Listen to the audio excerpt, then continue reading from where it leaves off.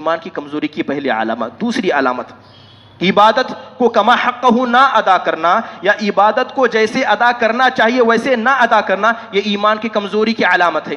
مثال کے طور پر ابھی قربانی گزری، ابھی عید الاضحیٰ کے ایام گزرے، بہت سارے لوگوں نے قربانی کی۔ قربانی کا مقصد بتا دیا کہ دل میں تقوی پیدا ہونا چاہیے، ہر شخص اپنے نفس کا محاسبہ کر لے۔ اگر اس قربانی کی وجہ سے آپ کے دل میں تقوی پیدا ہوا تو اس قربانی نے آپ کو فائدہ پہنچایا۔ اگر یہ قربانی صرف آپ کے لیے کھانے پینے کا سامان بن کر رہ گئی تو آپ کا ایمان کمزور ہے، آپ کا ایمان کمزور ہے۔ یہ نمازیں جنہیں ہم 5 وقت ادا کرتے ہیں، نماز میں ایک انسان کھڑا ہو جاتا ہے، اس کے بعد جب سلام پھیرتے ہیں تب اسے یاد آتا ہے کہ وہ نماز میں تھا، پوری نماز کی حالت میں اس کا ذہن نماز سے غائب تھا۔ یہ ایمان کی کمزوری کی علامت ہے۔ نبی صلی اللہ علیہ وسلم کا حال دیکھیے کہ نبی صلی اللہ علیہ وسلم نماز پڑھتے تھے، صحابہ اکرام آپ کی نماز کی صفت بیان کرتے ہوئے کہتے ہیں کہ جس طرح ہانڈی میں پانی ابلتا ہے، جوش مارتا ہے، جس طرح آواز آتی ہے، نبی صلی اللہ علیہ وسلم جب نماز پڑھتے تو اس طرح زار و قطار رویا کرتے۔ یہ نبی صلی اللہ علیہ وسلم کی نماز کی حالت تھی۔ حضرت علی بن ابی طالب کے بارے میں بتایا جاتا ہے کہ حضرت علی بن ابی طالب جب نماز پڑھتے تو ان کا چہرہ لال ہو جاتا۔ تو لوگ پوچھتے کہ آپ نماز پڑھتے تو اتنا خوف زدہ کیوں ہو جاتے ہیں؟ تو حضرت علی بن ابی طالب رضی اللہ عنہ کہتے کہ میں نماز پڑھنے جا رہا ہوں، ایک ایسی امانت کو ادا کرنے جا رہا ہوں، ایک ایسی امانت کو ادا کرنے جا رہا ہوں جس امانت کو اتنا بڑا آسمان اور زمین ادا کرنے سے قاصر ہو گئے۔ اس امانت کو میں نے اٹھایا ہے، اس امانت کو میں ادا کرنے جا رہا ہوں، اور کس ذات کے سامنے، ایسی ذات کے سامنے جتنے اتنا بڑا آسمان اور زمین پیدا کیا۔ کیا میرا دل ڈر سے لرزہ نہیں ہونا چاہیے؟ کیا میرے اندر خشوع و خضوع نہیں پیدا ہونی چاہیے؟ اس لیے میرا چہرہ لال ہوتا ہے۔ نبی صلی اللہ علیہ وسلم نے ایک حدیث میں فرمایا ان لوگوں کے بارے میں جن کا ایمان کمزور ہے اور نمازوں کو کما حقہ نہیں ادا کرتے ہیں، آپ صلی اللہ علیہ وسلم فرماتے ہیں اسوأ الناس سرقۃ من یسرق فی الصلاۃ۔ آپ کہتے ہیں کہ دنیا کے اندر بہت سارے چور ہیں، لیکن دنیا کا سب سے برا چور وہ ہے جو نماز میں چوری کرتا ہے۔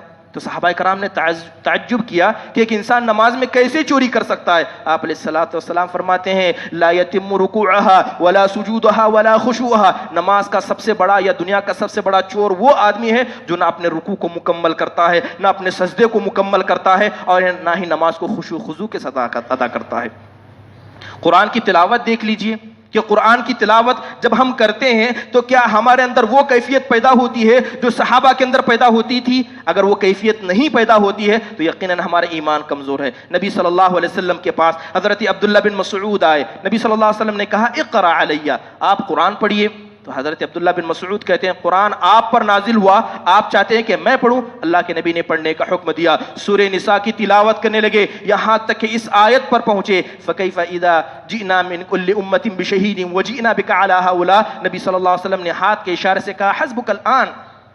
حضرت عبداللہ بن مسعود کہتے ہیں کہ جب میں اس آیت پر آیا تو نبی صلی اللہ علیہ وسلم نے کہا کہ بس کرو بس کرو۔ کہتے ہیں کہ فَالْتَفَتْتُ إِلَيْهِ فَإِذَا عَيْنَاهُ تَذْرِفَانِ، کہ میں نے جب نبی صلی اللہ علیہ وسلم نے منع کیا تو میں رک گیا اور آپ کی طرف پلٹ کر دیکھتا ہوں تو کیا ہے کہ آپ کی آنکھوں سے تیز دھار آنسو بہ رہے ہیں۔ اگر قرآن پڑھتے وقت ہماری یہ کیفیت نہ ہو تو جان لے کہ آپ کا ایمان کمزور ہے، اور یہ ایمان کی کمزوری کا نقصان ہے کہ آپ کو عبادت میں مزہ نہیں آئے گا۔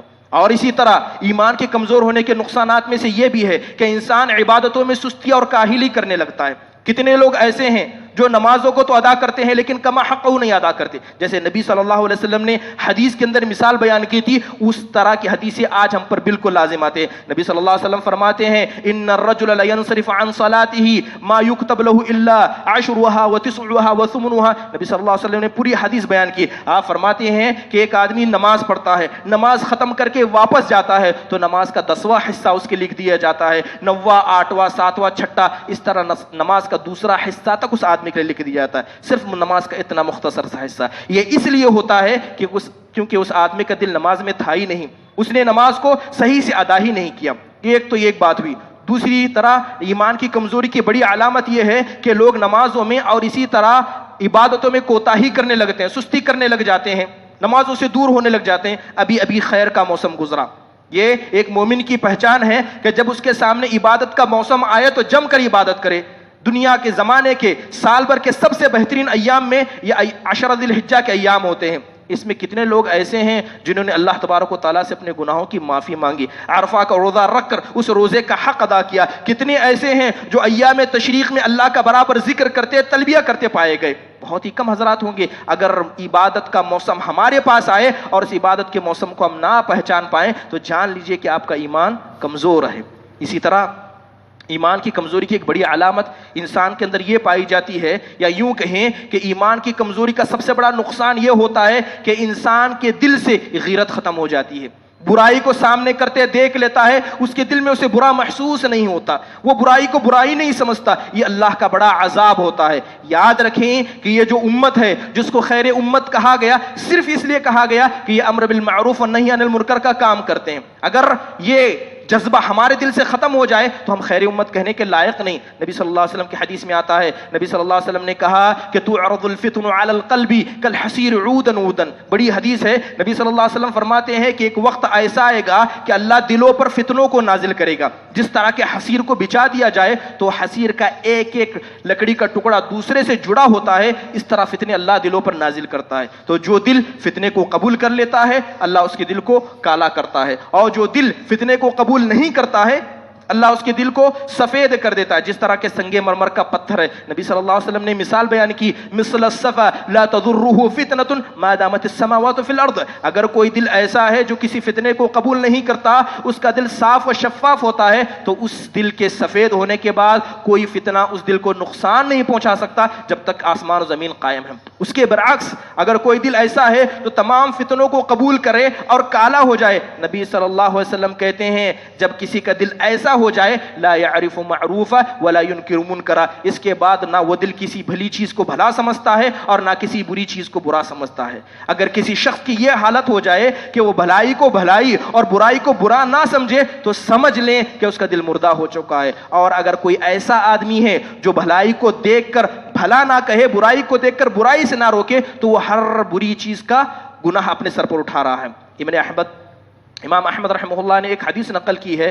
حدیث کے اندر یوں آتا ہے، حدیث کے اندر یوں فرمایا گیا، اذا عملت الخطیئۃ فی الارض، جب زمین کے اندر کوئی گناہ کیا جاتا ہے، جب زمین کے اندر کوئی گناہ کیا جاتا ہے، کان کمن شہدھا، اگر کوئی آدمی اس گناہ کو کرتے ہوئے دیکھ لیتا ہے اور اس گناہ کا انکار کرتا ہے، اس برے کام کا انکار کرتا ہے کہ یہ کام غلط ہے، تو اللہ کے نبی فرماتے ہیں کان کمن غابھا، تو اس آدمی کی مثال ایسی ہے جیسے کہ اس آدمی نے اس گناہ کو کرتے ہوئے دیکھا ہی نہیں، اس گناہ کو کرتے ہوئے دیکھا نہیں، گناہ کو کرتے دیکھ لیا، منع کیا تو اس پر کوئی گناہ نہیں. اللہ کے نبی پھر اس آدمی کے بارے میں فرماتے ہیں کان کمن غابھا فرضی عنہا کمن کان کمن شاہدھا. اللہ کے نبی کہتے ہیں کہ دوسرا آدمی وہ ہے جس نے کسی گناہ کو کرتے ہوئے نہیں دیکھا لیکن اس گناہ کے بارے میں سن لیا یا کہیں دیکھ لیا، اس کے باوجود بھی اپنے دل سے منع نہیں کیا. کان کمن شاہدھا، اللہ کے نبی کہتے ہیں اس آدمی کے وہ آدمی ایسا ہے جیسا اس نے گناہ کو سامنے کرتے ہوئے دیکھ لیا. اگر کوئی آدمی گناہ کو سامنے کرتے ہوئے دیکھ لے، اس کا انکار نہ کرے، تو جتنا گناہ اس گناہ کرنے والے کو ملا ہے اس دیکھنے والے کو بھی اتنا ہی گناہ ملے گا. پتا چلتا ہے کہ کوئی آدمی سود کھاتا ہے، سود خوری کرتا ہے، آپ کو پتا ہے کہ وہ آدمی سود کھاتا ہے، آپ منع نہیں کرتے، جو جتنا اس سود خور کو گناہ ملے گا آپ کے منع نہ کرنے کی وجہ سے آپ کو بھی اتنا گناہ نہ ملے گا. یہ امر بالمعروف والنہی عن المنکر کی اہمیت ہے. لیکن اگر کوئی دل مردہ ہو جائے، کسی دل کے اندر ایمان کمزور ہو جائے، تو اللہ تبارک و تعالیٰ یہ احساس، یہ جذبہ اس انسان سے ہٹا دیتا ہے. اس لیے ضروری اس بات کی ہے کہ ہم اللہ تبارک و تعالیٰ کی طرف لوٹ آئیں. یہ جو بھلائی کے موسم ہمارے پاس آ رہے ہیں، ان بھلائی کے موسموں کو پہچانیں، اللہ تبارک و تعالیٰ کی جانب زیادہ سے زیادہ اپنے دل کو لگانے کی کوشش کریں، اور جو بھی بھلا اور نیک کام ہو اس کے لیے بڑھ چڑھ کر حصہ لو. اگر کسی انسان کے اندر ایمان کی کمزوری پائی جاتی ہے تو وہ آدمی اس ایمان کی کمزوری کو دور کر سکتا ہے. زیادہ سے زیادہ قرآن کی تلاوت کرے. اللہ تبارک و تعالیٰ نے یہ جو آسمان و زمین بنائے، یہ اللہ نے جو اتنا پیارا جسم بنایا، اس کے آیات کے پر، اس کی نشانیوں پر غور کرے، اللہ تبارک و تعالیٰ کا ڈر پیدا ہوگا. قرآن کی تلاوت کرے اور اسی طرح جتنا ہو سکے اللہ کا ذکر کرے، اس سے بھی ایمان کی کمزوری دور ہوتی ہے. اور اسی طرح جتنے بھی قسم کے عبادت ہو، چاہے وہ بدنی عبادات ہو، مالی عبادات ہو، نفسی ہو، ہر طرح کی عبادت کو کرنے کے لیے آگے بڑھے اور ہر وقت انسان اپنے نفس کا محاسبہ کرے. تو اس طرح ایک انسان اپنے گناہوں کو، یا اس طرح ایک انسان اپنے ایمان کی کمزوری کو دور کر سکتا ہے. اللہ تبارک و تعالیٰ سے دعا ہے کہ اللہ تبارک و تعالیٰ ہمارے ایمان کو مکمل فرمائے، ہمارے ایمان کے اندر جو کمزوریاں ہیں، جو خطائیں ہیں، اللہ اس کو دور فرمائے، اور اس ایمان کی کمزوری کی وجہ سے جو نقصانات ہمیں لاحق ہو رہے ہیں اللہ تبارک و تعالیٰ ان سارے نقصانات سے بچائے. اللہ ہمارے دل کو نور سے منور کر دے، ایمان سے مکمل کر دے. یا مقلب القلوب ثبت قلب علی دینک، اے دل کو پلٹنے والے ہمارے دل کو تو اپنے دین پر قائم رکھ. اللہ سے دعا کریں کہ بہت سارے ہم میں سے ایسے ہیں جو اللہ کے پاس پہنچ گئے، گزر گئے، اللہ ان کی قبروں کو نور سے منور کر دے۔ ہم میں سے جو بیمار ہیں، بہت پریشان ہیں، اللہ ان کی بیماریوں کو دور کرے اور اس وبائی و بیماری سے، ہر قسم کی بیماری سے ہمیں بچائے۔ آمین۔ جو پریشان حال ہیں اللہ تبارک و تعالیٰ ان کی پریشانیوں کو دور کرنے کا سامان مہیا فتح فرمائیں۔ آمین۔ وآخر دعوانا الحمدللہ رب العالمین۔